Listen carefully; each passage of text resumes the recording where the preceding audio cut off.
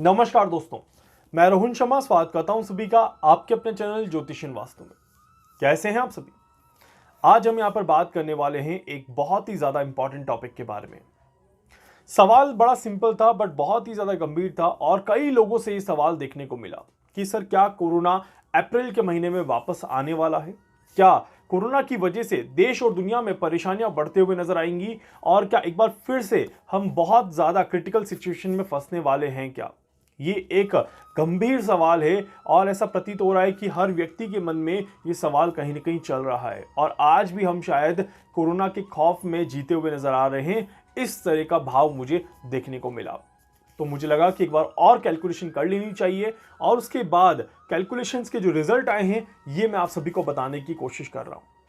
इस कैलकुलेशन को करने के लिए बेस क्या है उसको समझने की कोशिश करिएगा कि पहले जब कोरोना आया था, जब कोरोना की शुरुआत हुई थी, उस समय की ग्रह स्थिति को और आज की ग्रह स्थिति को जब मैंने एक साथ चेक करने की कोशिश करी तो जो मैंने निष्कर्ष निकाला वो मैं आप सभी के साथ शेयर कर रहा हूं। उम्मीद करता हूं कि आप सभी को पसंद आएगा। अंत तक देखिएगा ताकि कोई भी चीज आपसे मिस ना हो जाए। देखिए 2019 वो समय था, 2019 जब कोरोना की शुरुआत हो चुकी थी। ये वो समय था जब देवगुरु बृहस्पति काफी ज्यादा पीड़ित अवस्था में चल रहे थे। ये वो समय था जब ग्रहों की स्थितियां बहुत ही ज्यादा अनस्टेबल थी और उसकी वजह से चाह के भी विश्व में अच्छी चीजें नहीं हो पा रही थी। और उसी समय पर शुरुआत होती है एक ग्रहण की, और एक ऐसा ग्रहण जो कि यहां पर एक ही राशि में 6 ग्रहों के साथ बना था। उस वजह से एक गंभीर परिस्थिति का जन्म यहां पर हुआ और उसकी वजह से पूरे विश्व ने कोरोना जैसी महामारी को देखा। अभी अगर आज की परिस्थिति को यहां पर कैलकुलेट करूं तो उसके कंपैरिजन में काफी ज्यादा बैलेंसिंग सिचुएशन है। पहली चीज इसलिए क्योंकि अभी की जो ग्रह स्थिति है उसमें मल्टीपल प्लैनेट कॉम्बिनेशंस अभी नहीं बन रहे, या बहुत सारे ग्रह एक ही जगह पर इकट्ठे हो जाएं, इस तरह की परिस्थिति अभी नहीं बन रही। तो that is the very most and first point जो कि अभी हमें बचाने की कोशिश कर रहा है। दूसरी चीज अगर हम यहां पर बात करें तो देवगुरु बृहस्पति उस समय थोड़ी सी पीड़ित अवस्था में थे और उस समय की जो पीड़ा थी वो आज की पीड़ा से कहीं ज्यादा है। आज भी है पीड़ित अवस्था में। देवगुरु बृहस्पति आज भी खराब है, राहु से आज भी परेशान है, केतु यहां पर आज भी इंपैक्ट दे रहा है, बट उसी समय जो राहु केतु का इंपैक्ट था वो कई गुना ज्यादा था आज की गुरु की कंपैरिजन में। इस वजह से ये एक और प्लस पॉइंट यहां पर आ जाता है। यही पापकर्तृ योग और यही गुरु की स्थिति अगर 8 महीने पहले बनी हुई होती तो शायद अभी एक लंबा स्ट्रगल मिल जाता हमें, बट अभी जो स्थिति बन रही है और जो बनने वाली है आने वाली 1-2 महीने में, ये दिखाती है कि ज्यादा संघर्ष की बात तो नहीं है। इस वजह से डेथ रेट जो है किसी बीमारी से, किसी तरह की विषाणु से, वो अभी के समय में काफी ज्यादा कम दिखाई देती है। और उसकी वजह से अगर कोई नया वायरस आता भी है तो उसका इलाज तुरंत मिलता हुआ नजर आएगा। इस तरह के योग यहां पर बन रहे हैं। इसके अलावा एक और इंटरेस्टिंग चीज जो यहां पर है, देखिए राहु और केतु का जो रोल है ये बहुत ही ज्यादा अहम है। कोरोना की महामारी में जो ग्रह जिम्मेदार थे उसमें राहु, केतु, शनि, गुरु और सूर्य, ये 5 ग्रह काफी ज्यादा इंपॉर्टेंट रोल प्ले कर रहे थे। इसके अलावा सूर्य ग्रहण का प्रभाव बहुत ही ज्यादा था, उसकी वजह से इंसानों को काफी ज्यादा परेशानियां देखने को मिल रही थी। आज की डेट में अगर हम प्रभाव की बात करें तो सूर्य ग्रहण के कंपैरिजन में चंद्र ग्रहण प्रभावी है। पहली चीज, आज की डेट में जुपिटर और सैटर्न बैलेंस है, तो इस वजह से 2 बड़े ग्रह यहां पर बाहर आ गए, जबकि बाकी सारे ग्रह अभी भी अपना नेगेटिव प्रभाव लेकर के चल रहे हैं। इस वजह से अगर हम दोनों की परिस्थितियों को कैलकुलेट करें तो 10 to 20% आज भी चांसेस हैं जहां पर कोरोना वापस आ सकता है।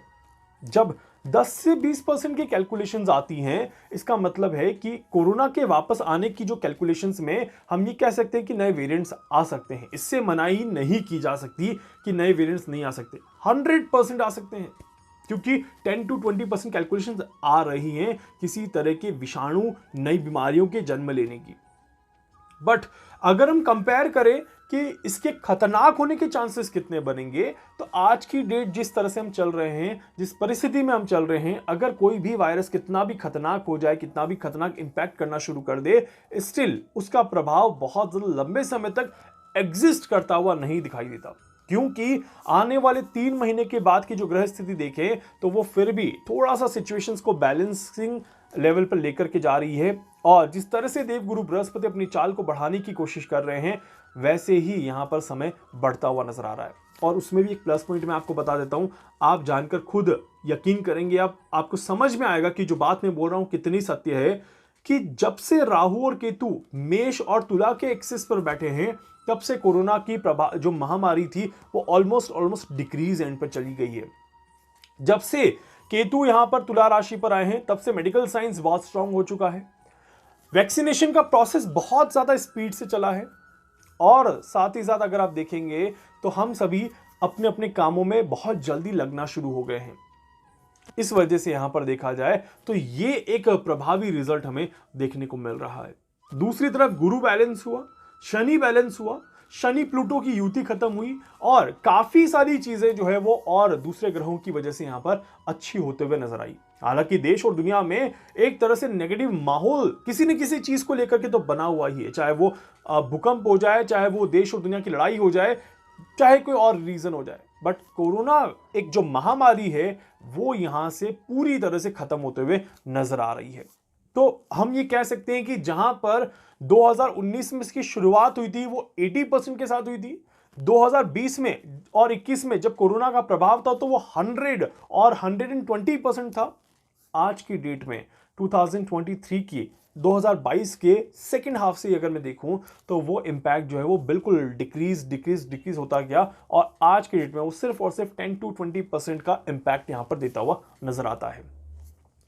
दिसंबर का महीना जब चल रहा था 2022 का, तब कोरोना की बातें शुरू हुई थी। चीन में अचानक से केसेस बढ़ने लग गए थे, कई सारी न्यूज़ चैनल पे न्यूज़ आने लग गई थी। तब भी मैंने एक बात कही थी कि ये जो समय रहेगा, इस समय में कहीं ना कहीं आप कह सकते हैं कि र्यूमर्स बहुत ज़्यादा रहेंगे। इस समय में आप सभी परेशान हो सकते हैं और ये स्वाभाविक है। बट आप देखिएगा कि जैसे जैसे 13 जनवरी क्रॉस होगा चीजें बैलेंस हो जाएंगी और by end of the January तो हम शायद कोरोना को भूलते हुए नजर आ जाएंगे। और आप देखिए कि 20 या 22 जनवरी के बाद ही चीन की तरफ से स्टेटमेंट भी आना शुरू हो गया था कि चीन में आज की डेट में केसेस बहुत कम हैं और सारी चीजें अंडर कंट्रोल है और कोई ज्यादा परेशानी यहां पर नहीं दिखाई दे रही। तो ये एक और प्लस पॉइंट दिखाई देता है कि चीन जहां से उद्गम था वहीं पर अब डिक्रीज यहां पर देखने को मिल रहा है और यहां पर ये एक बिल्कुल क्लियर इंडिकेशंस दिखाता है कि अब समय सुधर रहा है। क्या आने वाले ग्रहण 2023 के जो ग्रहण योग बन रहे हैं, ये ग्रहण योग क्या कोरोना की महामारी को और बढ़ाने का या किसी नई बीमारी को लाने का काम करेंगे या नहीं करेंगे? इसके ऊपर मैं एक और डिटेल वीडियो एक्सप्लेन तो करूंगा, बट आज इस वीडियो में एक छोटा सा हिंट यहां पर जरूर दे देता हूं क्योंकि मैंने कैलकुलेशंस करी हुई है। आने वाले जो ग्रहण हैं, सूर्य ग्रहण और चंद्र ग्रहण, इनका मेन प्रभाव जो है वो सिर्फ और सिर्फ पॉलिटिकल एक्टिविटीज पर पड़ेगा, राजनीतिक गतिविधियों पर पड़ेगा।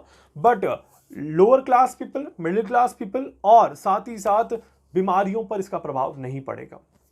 इसी वजह से ये ग्रहण जो हैं ये देश और दुनिया को बदलने का काम करेंगे। इस बार के ग्रहण बड़े लेवल पे इंपैक्ट देते हुए नजर आएंगे, बट उसका प्रभाव बड़े लेवल पर तक ही रहेगा, वो प्रभाव लोअर लेवल तक नहीं पहुंच पाएगा। इस बात का ध्यान रखिएगा। मतलब कि इन शॉर्ट, आम आदमी को किसी भी बीमारी से या फिर किसी भी तरह के कोरोना के भय से परेशान होने की जरूरत नहीं है। र्यूमर्स फैलेंगे, र्यूमर्स और भी फैलेंगे, आप लोगों को बातें और भी सुनने को मिलेगी। हाथ जोड़ के रिक्वेस्ट करता हूं कि इन बातों से अपने आप को दूर रखिएगा और कोरोना को लेकर के अब बहुत ज्यादा परेशान होने की जरूरत नहीं है।